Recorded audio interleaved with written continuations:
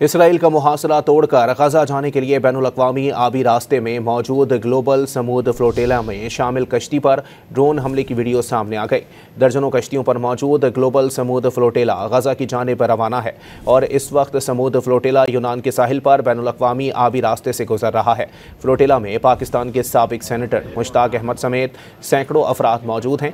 साबिक सेनेटर मुश्ताक अहमद की जानिब से सोशल मीडिया पर डाली गई पोस्ट में बताया गया कि रात के वक्त गजा के लिए जाने वाले पुरामन ग्लोबल समूद फ्लोटेला पर 10 ड्रोन से हमले किए गए।